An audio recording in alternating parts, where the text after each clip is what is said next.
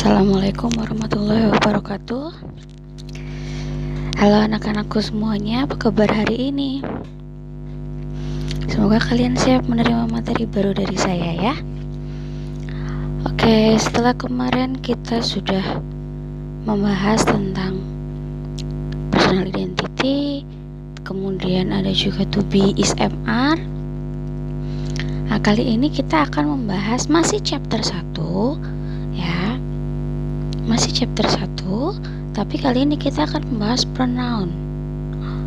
Apa itu pronoun? Makanan apa itu? Rasanya apa? Nah, pronoun itu adalah kata ganti benda. Ya. Yang dimaksud kata ganti benda itu ini.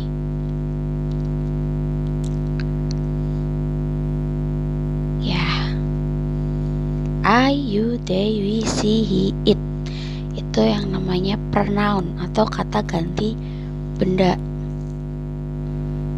Pronoun itu sebetulnya ada banyak. Hanya yang akan kita bahas itu cuma 3. Yang pertama subjek, kedua objek, kemudian posesif. Saya akan jelaskan satu-satu. Kita mulai dari subjek dulu. Subjek. Ya, kalian perhatikan kolom pertama. Subjek itu ada I, you, they, we, she, he, it. Ingat-ingat ya, itu yang namanya subjek. Subjek itu apa sih, Bu?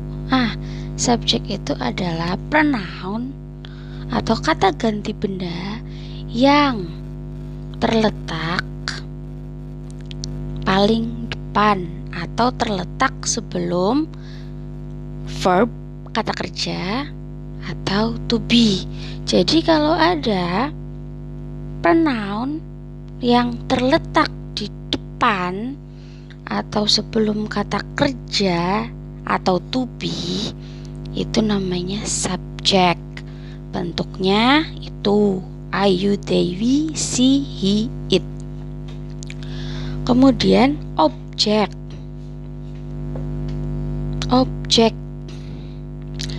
terletak biasanya ada di belakang atau setelah kata kerja, verb, atau to be.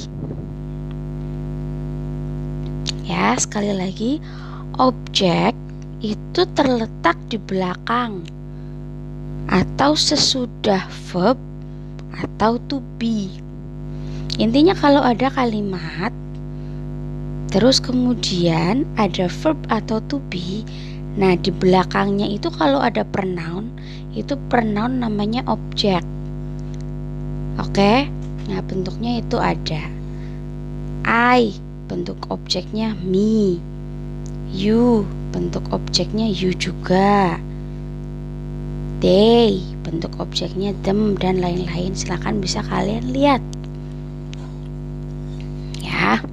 Kemudian posesif.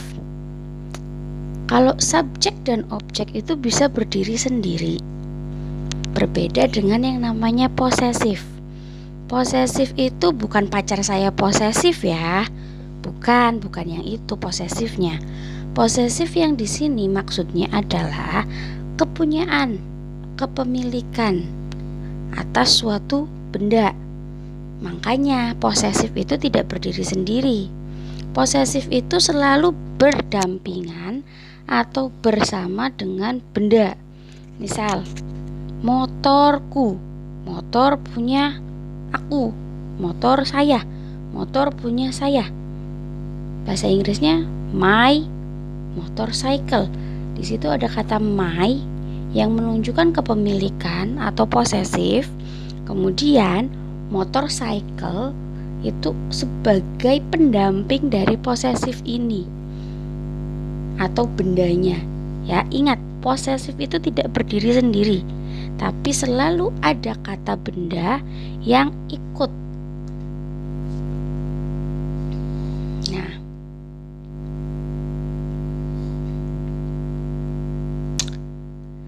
di sini ada 5 kalimat ya. Nanti coba kalian analisis.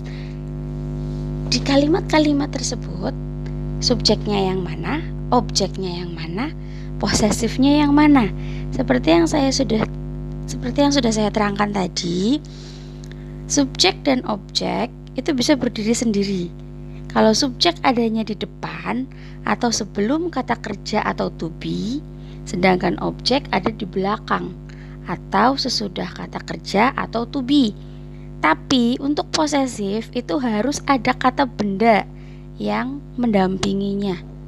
So, silahkan nanti kalian jawab, tapi sebelumnya saya akan kasih kalian example dulu ya. Cara menjawabnya silahkan kirim ke email saya. Oke, saya kasih example dulu.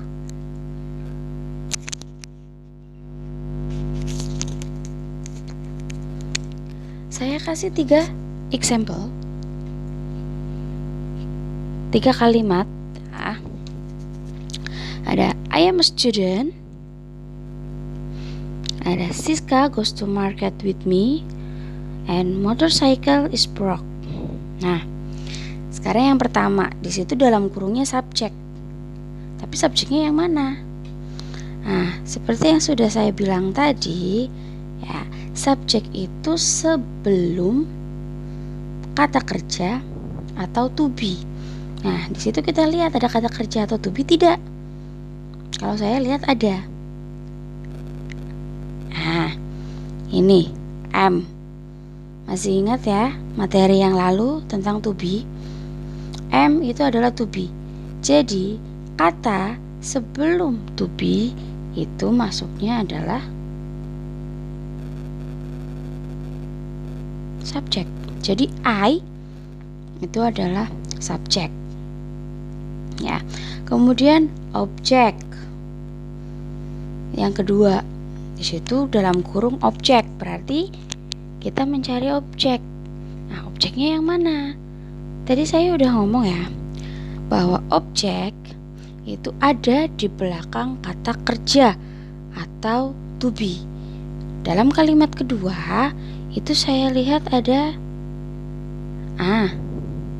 kata kerja. Ya, berarti objeknya ada di belakang kata kerja itu. Yang mana? Yang me. Me berarti sebagai objek. Ya. Kemudian posesif.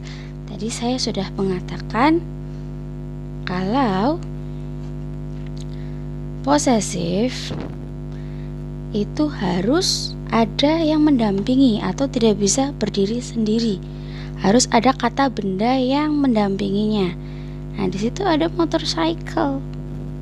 Ya. Motorcycle. Motorcycle-nya bareng sama siapa? Ternyata sama my. Nah, berarti my di situ adalah posesif. Bagaimana kira-kira? Ada gambaran? Kalau kalian merasa kebingungan, silakan kalian bisa tanyakan langsung lewat email atau lewat komen yang ada di bawah ya. Intinya untuk kali ini kita hanya belajar tentang subjek, objek, dan posesif saja ya. Sesuaikan dengan kolom tabel yang tadi ada di awal ya. Thanks for your attention. Assalamualaikum warahmatullahi wabarakatuh.